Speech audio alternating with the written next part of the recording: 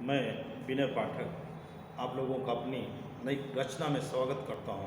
एक छोटे से मुक्तक से शुरू करता हूँ अपनी कविता कि अब दिल लगी नहीं होगी, अब दिल लगी नहीं होगी, दिल की लगी अब कम नहीं होगी, जिससे हो गई है दिल की लगी किसी और से भी अब दिल लगी नहीं होगी।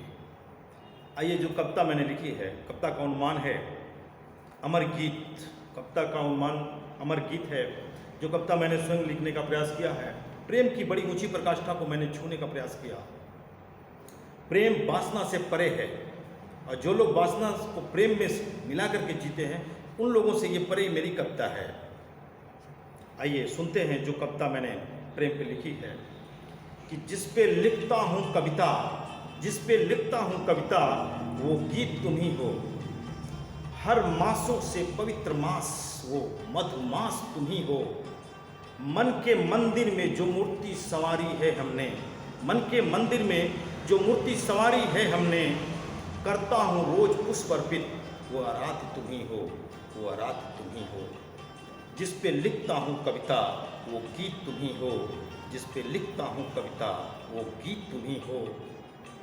हिमालय की गोद से कलरव करती गंगा की धारा तुम ही हो। हिमालय की गोद से कलरव करती गंगा की धारा तुम ही हो। निर्झर वन में मंद मंद चलती पवन पुरवाई तुम ही हो। हृदय की गहराई में जिसे पाया है हमने, हृदय की गहराई में जिसे पाया है हमने, बिना शब्द ही बात करता हूँ, बिना शब्द ही बात करता हूँ। वो प्रीत वो एहसास तुम ही हो, वो प्रीत वो एहसास तुम ही हो। जिस पे लिखता हूँ कविता वो गीत तुम ही हो, जिस पे लिखता हूँ कविता वो गीत तुम ही हो।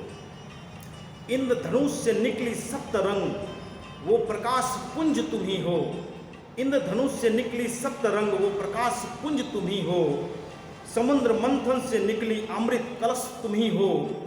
रस छंद बनाकर जिसे अपने गीतों में सजाया है हमने, रस छंद बनाकर जिसे अपने गीतों में सजाया है हमने, जिसे विनय हर वक्त देखना चाहे, वो चाँद तुम ही हो, वो चाँद तुम ही हो।